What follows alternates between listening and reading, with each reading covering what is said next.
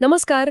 आज आपण एका अशा ग्रंथावर बोलणार आहोत जो म्हणजे केवळ एक धार्मिक पुस्तक नाही, तर एका मोठ्या परंपरेचा आणि श्रद्धेचा तो एक आधारस्तंभ आहे. आपल्या समोर जे स्रोत आहेत ते आहेत गुरुचरित्र या ग्रंथावर आधारित.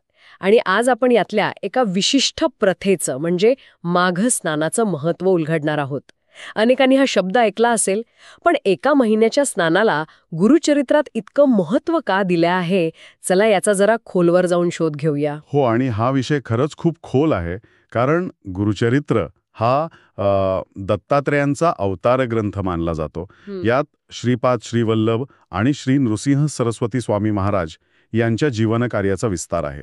आणि आश्चर्याची गोष्ट म्हणजे या 52 अध्यायांच्या ग्रंथातले तब्बल 4 अध्याय 4? हो, 4 अध्याय 11, 12, 13 आणि 14 हे फक्त आणि फक्त माघ महिन्यातल्या स्नानावर आहेत. या भागाला माघ महात्म्य असंच म्हणतात. 4 संपूर्ण अध्याय फक्त स्नानावर. हे खरंच आश्चर्यकारक आहे. म्हणजे बघा ना, साधारणपणे अशा ग्रंथांमध्ये मोठं तत्वज्ञान किंवा देवांच्या कथांवर भर असतो. एका महिन्याच्या स्नानाला इतकं महत्त्व देण्यामध्ये काहीतरी खास कारण असणार. नेमकं काय सांगितले आहे यात? अगदी. याचं कारण श्री नृसिंह सरस्वती स्वामींनी त्यांचे शिष्य होते नामधारक सिद्ध त्यांना समजावून सांगितलं आहे. ते म्हणतात की माघ महिन्यात भीमा अमरजा संगमावर म्हणजे आजच्या गंगापूरला जो कोणी पहाटे ब्राह्ममुहूर्तावर स्नान, दान, जप आणि उपास करतो त्याला या जगात सुख, समृद्धी आणि मृत्यूनंतर मोक्ष हे दोन्ही मिळतं. अच्छा. थोडक्यात काय तर एकाच व्रताने दोन्ही लोकांचं कल्याण साधलं जातं. इथे एक गोष्ट माझ्या लक्षात आली. म्हणजे याचे फायदे केवळ मृत्यूनंतरचे किंवा पारलौकिक नाहीत. नाही. तर ते आपण जे जगतोय त्या आयुष्यासाठी पण आहेत. बरोबर. याबद्दल स्रोतांमध्ये आणखी विस्ताराने काही सांगितले आहे का? हो, अगदी स्पष्टपणे याचे 2 भाग केले आहेत. एक म्हणजे आध्यात्मिक फळं आणि दुसरी म्हणजे भौतिक फळं. आध्यात्मिक फळांबद्दल बोलायचं झालं तर असं म्हटलं आहे की अनेक जन्मांची पापं नष्ट होतात. इतकंच नाही तर ब्रह्महत्या, गोहत्या यांसारखी जी महापातकं मानली जातात ती सुद्धा या स्नानाने नाहीशी होतात असा उल्लेख आहे. म्हणजे पापांचा नाश हे एक मुख्य फळ झालं. आणि मृत्यूनंतरच्या स्थितीबद्दल काय उल्लेख आहे? मृत्यूनंतर त्या व्यक्तीला वैकुंठ, कैलास किंवा ब्रह्मलोकात स्थान मिळतं असं वर्णन आहे. आणि काहींना तर शिवसायुज्य फळ मिळतं. शिवसायुज्य हा शब्द अनेकदा ऐकण्यात येतो, पण याचा नेमका अर्थ काय होतो? हे म्हणजे स्वर्ग मिळण्यासारखंच आहे की काही वेगळं आहे? नाही, ही त्याहून पुढची पायरी आहे असं समजा. शिवसायुज्य म्हणजे मोक्षाची सर्वोच्च अवस्था, जिथे आपलं वेगळं अस्तित्व उरत नाही आणि आपण त्या वैश्विक चेतनेचा म्हणजेच शिवाचा एक अविभाज्य भाग बनतो. ही केवळ स्वर्गप्राप्ती नाही, तर त्या पलीकडची स्थिती आहे जिथे जन्ममृत्यूच्या फेऱ्यातून कायमची सुटका होते. आणि सर्वात महत्त्वाचं म्हणजे माघ हा श्री दत्तात्रेयांचा प्रिय महिना मानला जातो. त्यामुळे या काळात संगमावर स्नान केल्याने श्री गुरूंचे थेट दर्शन आणि कृपा होते असंही सांगितलं जातं. हे झालं आध्यात्मिक फळांबद्दल. पण तुम्ही भौतिक फळांचाही उल्लेख केला होता. त्यात काय काय येतं? कारण बहुतेक लोकांना रोजच्या आयुष्यातल्या समस्या जास्त महत्त्वाच्या वाटतात की नाही? अगदी खरंय. आणि म्हणूनच या व्रताचं महत्त्व वाढतं. भौतिक फळांची यादीही मोठी आहे. स्रोतानुसार कुष्ठरोग, अपस्मार म्हणजे फेफरे येणं, अंधत्व, बहिरेपणा यांसारखे शारीरिक आजार बरे होतात. अरे वा. 1 मिनिट. यात एक गोष्ट खूपच रंजक वाटतेय. यात पाप आणि रोग यांना एकाच तराजू तोलला आहे. म्हणजे शारीरिक आजार हे कुठेतरी आपल्या कर्माच्या अशुद्धीचं प्रतिबिंब मानले जाते असं दिसतंय. हा दृष्टिकोन आजच्या आधुनिक वैद्यशास्त्रापेक्षा खूपच वेगळा आहे. तुम्ही अगदी अचूक मुद्दा पकडला आहे. या परंपरेत शरीर आणि आत्मा यांना वेगळं मानलं जात नाही. शारीरिक शुद्धी आणि आत्मिक शुद्धी या एकाच नाण्याच्या 2 बाजू आहेत. म्हणूनच तीर्थस्नान, उपवास यांसारख्या शारीरिक क्रियांद्वारे पापांचा नाश होतो असं मानलं जातं. एवढी मोठी फळं सांगितल्यावर कोणाच्याही मनात प्रश्न येईल की हे खरंच शक्य आहे का? म्हणजे केवळ स्नानाने कुष्ठरोग बरा होणं हे आजच्या काळात खरंच अविश्वसनीय वाटू शकतं. यावर लोकांचा विश्वास बसावा म्हणून ग्रंथात काही पुरावे, काही कथा दिल्या आहेत का? हो, नक्कीच. गुरुचरित्राची खासियतच ही आहे की ते प्रत्येक गोष्ट कथेच्या माध्यमातून समजावून सांगतात. यात अनेक कथा आहेत. एक कथा आहे एका कुष्ठरोगी ब्राह्मणाची. त्याला समाजात कोणी विचारत नसतं. तो केवळ माघ स्नान करण्याच्या व्रताने पूर्णपणे निरोगी होतो. आणखी एक उदाहरण आहे एका निसंतान स्त्रीचं. तिला फक्त 11 दिवस या नियमाचं पालन करून स्नान केल्यावर पुत्रप्राप्ती झाली. म्हणजे या कथांमधून थेट लोकांच्या आयुष्यातील मोठ्या समस्यांना हात घातला आहे. आजारपण, संतानप्राप्ती. यामुळे लोक याच्याशी लगेच जोडले जातात, बरोबर ना? बरोबर. आणखी एक कथा आहे एका मुलाची ज्याला अपस्मानाचा म्हणजे फेफऱ्यांचा त्रास होता. त्याला गुरुचरित्र पारायण आणि माघ स्नानाने बरं केलं गेलं. पण या सगळ्या कथांमध्ये सर्वात महत्त्वाचं आणि सर्वोच्च उदाहरण आहे त्रिविक्रम भारती नावाच्या एका विद्वान व्यक्तीचं. त्यांना माघ महिन्यात गंगापूरला स्नान करताना स्वतः श्री नृसिंह सरस्वतींचं प्रत्यक्ष दर्शन झालं आणि त्यांना ब्रह्मज्ञान मिळालं. प्रत्यक्ष दर्शन? हो.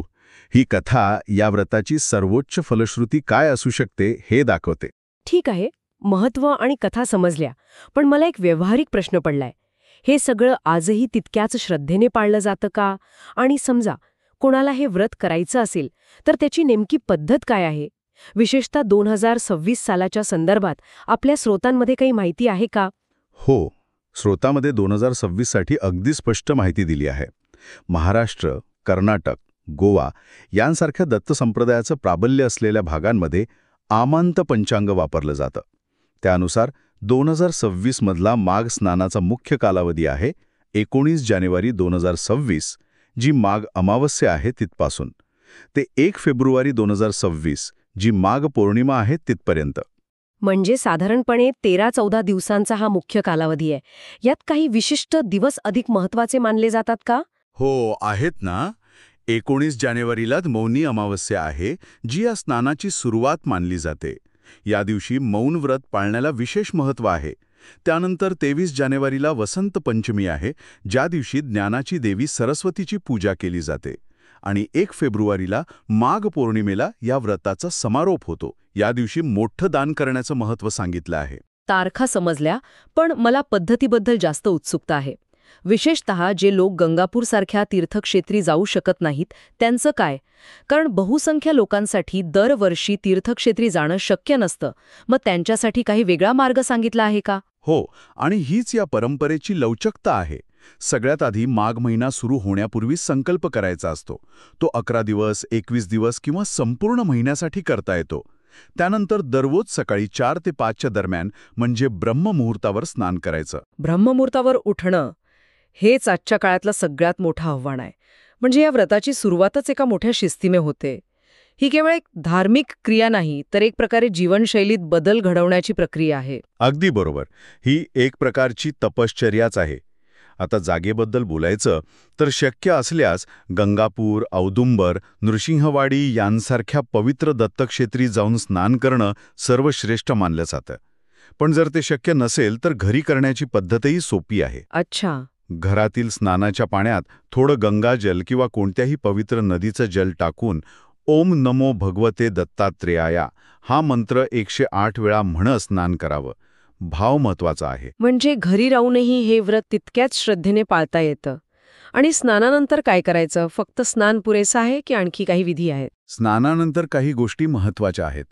श्री गुरूंची पूजा करणं, गुरुचरित्राचा किमान 1 अध्याय वाचणं आणि आपल्या शक्तीनुसार दानधर्म करणं. यात तीळगुळ, अन्न किंवा वस्त्रदान करण्याला विशेष महत्त्व आहे. दान हा या व्रताचा एक अविभाज्य भाग आहे. हे सगळं ऐकून मला एक शेवटचा पण महत्त्वाचा प्रश्न विचारायचा आहे. या आधुनिक काळात जिथे विज्ञानाने इतकी प्रगती केली आहे, तिथे या परंपरेचं महत्त्व खरंच टिकून आहे का? लोक आजही हे सगळं मानतात? स्रोतांनुसार या परंपरेचं महत्त्व कमी झालेलं नाही, उलट ते वेगळ्या स्वरूपात टिकून आहे. आजही लाखो लोक माघ महिन्यात गंगापूरला येतात. अनेकांना दीर्घकाळच्या आजारातून सुटका मिळाल्याचे, कौटुंबिक कलह मिटल्याचे आणि मानसिक शांती मिळाल्याचे अनुभव येतात, असं त्यात स्पष्ट नमूद केलं आहे. म्हणूनच दत्त संप्रदायात माघ महिन्याला दत्तमास म्हणूनही ओळखलं जातं. लाखो लोक येतात हे खरं आहे, पण यामागे केवळ श्रद्धा आहे की काही ठोस सामाजिक किंवा मानसिक कारणं पण आहेत? म्हणजे आजच्या धकाधकीच्या जीवनातून काही दिवसांचा ब्रेक, एका समूहासोबत राहण्याचा अनुभव, एकाच ध्येयाने एकत्र आलेल्या लोकांकडून मिळणारी सकारात्मक ऊर्जा, ह्या गोष्टी पण लोकांना तिथे खेचून आणत असतील का? हा खूप महत्वाचा मुद्दा आहे. याला आपण आधुनिक काळातील तीर्थयात्रा म्हणू शकतो. केवळ श्रद्धा नाही, तर याला अनेक पदर आहेत. एक म्हणजे समुदायाची भावना. हजारो लोक एकत्र येऊन एकच गोष्ट करत असताना एक वेगळी ऊर्जा तयार होते. दुसरा म्हणजे मानसिक डिटॉक्स. रोजच्या ताणतणावापासून दूर, मोबाईल आणि कामापासून लांब राहून काही दिवस फक्त स्वतःसाठी आणि श्रद्धेसाठी देणं हे मानसिक आरोग्यासाठी खूप फायदेशीर ठरतं. खरंय. आणि तिसरं म्हणजे आशेचा किरण. जेव्हा आधुनिक वैद्यशास्त्र किंवा इतर प्रयत्न थकतात तेव्हा लोकांना अशा ठिकाणी एक आशेचा किरण दिसतो. त्यामुळे हे केवळ एक जुनं व्रत नाही, तर श्रद्धा, समाज आणि मानसशास्त्र यावर आधारलेली एक जिवंत आणि विकसित होणारी परंपरा आहे. खरंच हा दृष्टिकोन खूपच व्यापक आहे.